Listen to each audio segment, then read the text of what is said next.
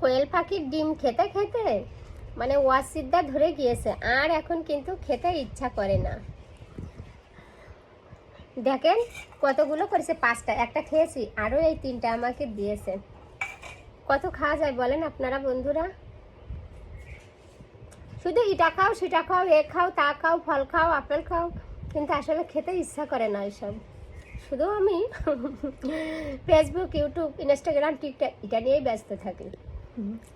সবাই আসবেন কফি হাউসে, সবাইকে অসংখ্য ধন্যবাদ। আর আপনারা যদি কেউ খেতে চান আমাকে কমেন্টে বলবেন।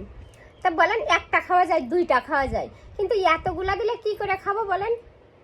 যখন আরও অনেকগুলো আছে, কিন্তু এগুলো আমি খাবো না, আমি অত খেতে পারি না।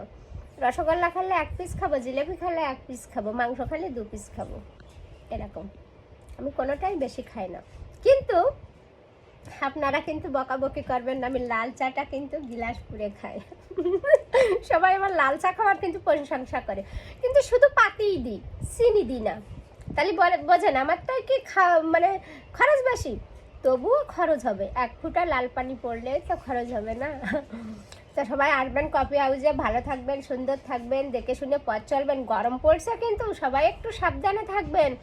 দেখেন আমি কিন্তু এখন আমাদের সেফটি ভাগ করে নিয়েছি, 2টা 3টা পর্যন্ত একজন থাকবে, নিশা থাকবে, নিশার বাবা থাকবে, অরিজিৎ থাকবে, মেজবাবু থাকবে, মা থাকবে, দোকানে সবাই থাকবে। আর আমি আজকে 3টার পরে যাব, যখন বেলাটা একটু পড়বে, কারণ আমার একটু পরিশ্রমটা বেশি হয়, যেহেতু আমার অনেক কিছু করতে হয়। যখন ভিডিওগুলো করছি এগুলো এখন বসে বসে পোস্ট করব, 4 জায়গায় দেবো, ক্যাপশন করব, এতে আমার একটু শরীরের প্রতি প্রেশার পড়ে, চোখের প্রতি প্রেশার পড়ে। তা সবাই ভালো থাকবেন, সুন্দর থাকবেন। এই দেখেন আমি কিন্তু আমার রুমটাই বসে আছি, দেখেন এই যে আমার রুমটা। আপনাদের কেমন লাগে জানি না, এটা আমাদের নতুন বাড়ি, পুরাতন বাড়িও সব কিছু আছে। পুরাতন বাড়ির একদিন একটা ভিডিও করে দেখাবো সবাইকে, পুকুর দিয়ে, বাড়ি দিয়ে, এরিয়া দিয়ে, এখানেও অনেক জায়গা আছে, সমস্যা নাই। তো সবাই ভালো থাকবেন, সুন্দর থাকবেন, সুস্থ থাকবেন। আর রূপা কফি হাউসে এসে 1 কাপ কফি খাবেন, বাদাম কফি, দেখবেন মনটা খুব শীতল হয়ে যাবে। আর কত সুন্দর বাতাস, ওয়েদার ভালো থাকলে আসবেন বিকালবেলায়, যখন গধূলি বেলা হবে তখন কিন্তু আসবেন, দেখবেন খুব সুন্দর লাগবে, খুব সুন্দর, মনটা একদম ফ্রেশ হয়ে যাবে। আর যার মনে মেলা দুঃখ কষ্ট থাকবে সে হাসি আনন্দই থাকবে, আর রূপার কাছে এসে শেয়ার করবে, দেখবে মনটা ভালো হয়ে যাবে।